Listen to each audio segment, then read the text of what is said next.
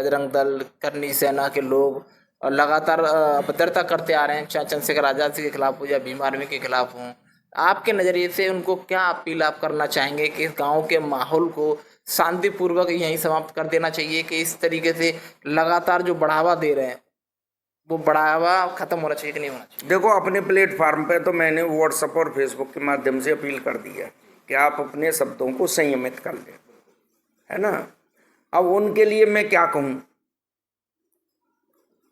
वो तो बेलगाम के हैं, जहाँ थे बेलगाम के लगे रहते हैं, जहाँ चले जाए उन्हें तो पता नहीं जाने क्यों भाई से एलर्जी हो गई है। अरे भाई का एक काम ऐसा बता दो जो तुम्हारे खिलाफ हो, या वो बोले हो या करो हो। जब तुम्हारा समाज का आदमी या तुम्हारा आदमी कोई नाइंसाफी करेगा तो उसके खिलाफ आवाज भी बुलंद नहीं करें तो ये राजतंत्र थोड़ी है, ये तो लोकतंत्र है। तो मेरा उनसे भी अनुरोध है कि भाई आप भी जो है खामा खा की जो है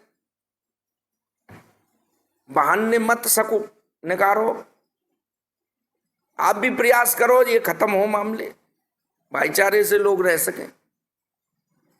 हम भी प्रयास करते हैं। ये शब्दों के हल्केपन से कभी भी समाज का उत्थान नहीं हो सकता, शहर का उत्थान नहीं हो सकता, घर का उत्थान नहीं हो सकता, देश का उत्थान।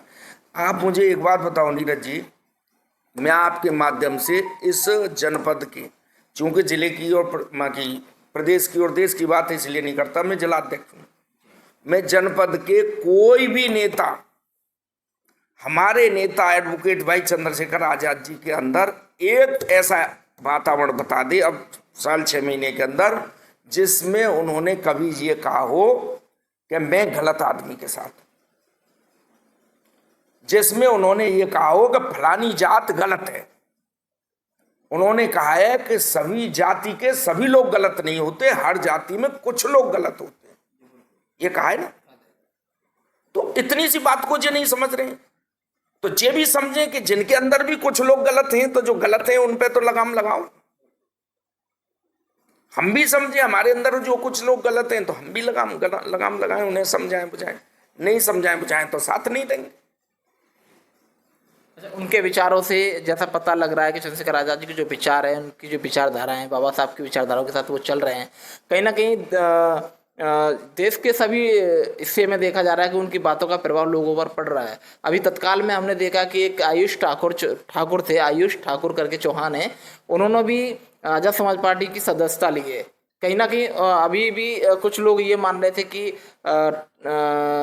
आज़ाद समाज पार्टी या भीम आर्मी जिनका लगातार विरोध कर रही थी, आज वो खुद भाई के विचारों को पसंद करते हैं और आज भाई की पार्टी में ही उन्होंने सदस्यता ली है।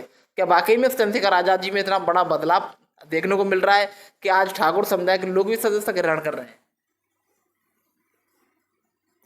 देखो, आप एक चीज बिल्कुल गौर से सुनो और आप समझते भी होंगे। कभी आपने कमजोर होते हुए नेता का विरोध होते हुए देखा है? कोई भी नेता जो कमजोर हो रहा हो उसका विरोध होते हुए देखा है? और कभी आपने देखा है कोई नेता तेजी से बढ़ रहा हो उनका विरोध नहीं हो?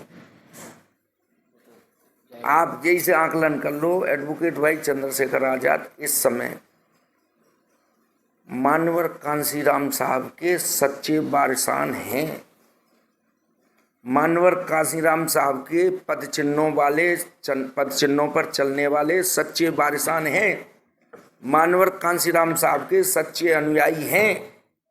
अगर हमको उनमें मानवर कांसीराम साहब के तरह काम करने की प्रणाली की ललक नहीं दिखाई देती तो 30-35 साल तक बहुजन समाज पार्टी में काम करने के बाद हम उनके नेतृत्व में यहाँ काम करने के लिए आते हैं। हमको आशा लगती है, हमको विश्वास होता है। हमें अब आशा लगने लग गई है कि मानवर कांसीराम साहब के जाने के बाद, बाबा साहब के जाने के बाद, थोड़े गैप के बाद मानवर साहब आ गए थे। मानवर साहब के बाद जी 10-12 साल के गैप जो लग गया है, जिसमें हमारा समाज बिखर रहा था, बहुजन समाज ये सोच रहा था कि उनके अनुयायी को नहीं, अब उनको लगने लग गया है कि एडवोकेट भाई चंद्रशेखर आजाद जी मानवर कांसीराम साहब के पद चिन्हों पर चल रहे हैं। वो बहुजन की आवाज बन चुके हैं। उनका कद तेजी से बढ़ रहा है, तो बढ़ रहा है तो चाहे वो कछु बोले या न बोले, विरोधी ने वो जरूर लपेटते, विरोधी उन्हें खामा खाई लपेटते। बताओ नरौली प्रकरण में उनका एक ऐसा स्टेटमेंट बता दो जो किसी जाति के खिलाफ हो। जैसा आपने बताया 2 दिन बाद उन्होंने ये संज्ञान में लेकर अपना स्टेटमेंट दिया था मीडिया के माध्यम से। उससे पहले लोग जो है चंद्रशेखर आजाद को टारगेट करने लगे।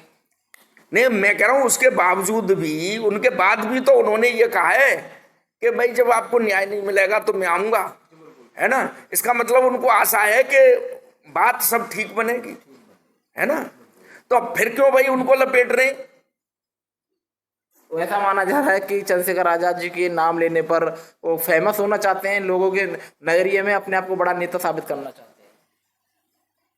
तो कबू कबू बड़ो बनवे के चक्कर में आदमी जितना तो बितनू नहीं रहे।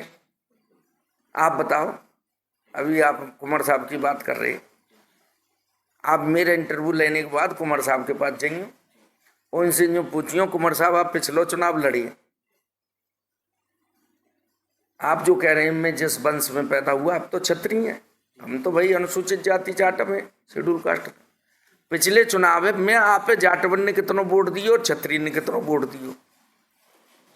अब वो जो कह दें कि नहीं वो क्षत्रिय ने वोट दियो जाटवन ने वोट ना दियो, जो संयुक्त चुनाव हुआ था बीएसपी के ज्वाइंट में, ये लड़े ना गोवर्धन से, लड़े थे नहीं लड़े थे?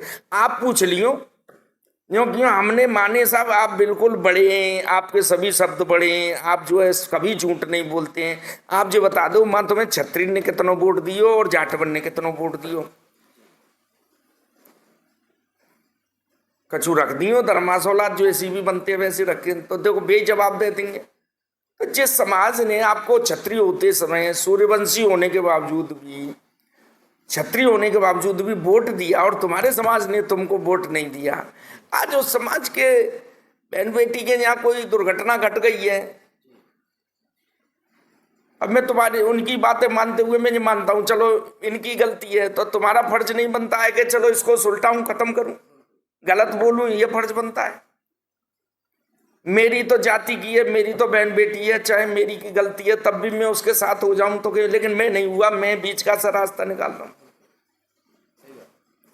तो भाई का ये है, भाई कहते हैं भाईचारा बनाओ और आगे बढ़ो। नीरज जी, हम अपनी लाइफ में कभी भी भाईचारे को बिगाड़ने का काम नहीं करेंगे। हमारे राष्ट्रीय अध्यक्ष जी जो दिशा निर्देश दे रहे हैं हम उनका पालन करेंगे। सभी लोगों से अनुरोध है कि भाई अपनी दुकान अन्य कोई और तरीका मिल जाए चमकावे को तो चमका लो, काय को बार बार एडवोकेट चंद्रशेखर भाई आजाद जी का नाम ले लेके उनकी छवि को धूमिल नहीं कर पाओगे, अपनी छवियों को धूमिल कर जाओगे। वो अब किसी भी घटना में जहां रोंग है तो रोंग है और राइट है तो राइट है, वो रोंग को राइट और राइट को रोंग करने के इच्छुक नहीं है। उन्होंने ये कहा है, कहते चले आए, अपने स्टेटमेंटों में भी कहते रहे कि मैं अपने भाइयों से कहना चाहता हूं कि वो बहुजन समाज को इकट्ठा करें और बहुजन समाज को इकट्ठा करके आजाद समाज पार्टी के बैनर तले लाएं और इस प्रदेश में और इस देश में आजाद समाज पार्टी की सरकार बनाकर बहुजन समाज को हुक्मरान बनाएं, उनकी समस्याएं दूर हो जाएंगी। तो मैं तो उसी पद चिन्हों पर चल रहा हूँ और बाकी के दूसरे दलों के नेताओं का मानना है वो क्या चल रहे हैं वो उनको काम है। हमारे नेता के बारे में वो हल्का फल्का बोल के नेता बनना चाहते हैं तो प्रयास कर लें, नेता नहीं बनेंगे। हमारे नेता जो राष्ट्रीय अध्यक्ष कभी भी किसी के बारे में हल्के शब्दों का इस्तेमाल आपने देखा हुआ कभी नहीं करते, किसी नेता के बारे में हल्के शब्दों का इस्तेमाल। जब उनको ही किसी ने उल्टा सीधा बोला तो फिर उन्होंने कोई लुक छिपके भी स्टेटमेंट नहीं दिया, मंच से ही दिया, तो फिर धड़ल्ले की डंके की चोट पे दिया, तो फिर हम उनके कमांडर हैं। जब कोई उनको चुनौती धड़ल्ले से देगा तो फिर धड़ल्ले डंके की चोट पे देंगे। फिर हम भी जो है चंद्रवंशी, सूर्यवंशी या जो भी वंशी हैं वो हैं फिर। लेकिन मेरा निवेदन इतना है कि भाईचारा कायम करो और इसे खत्म करो। बहुत बहुत धन्यवाद। पुलिस प्रशासन को भी मेरा अनुरोध है कि खत्म कराओ, हमारा जहाँ सहयोग चाहिए हम सहयोग करेंगे, आधी रात करेंगे और कभी भी अपने जनपद में अशांति नहीं फैलने देंगे। बहुत बहुत धन्यवाद हमसे बात करने के लिए। संगठन सिटी जी जिलाध्यक्ष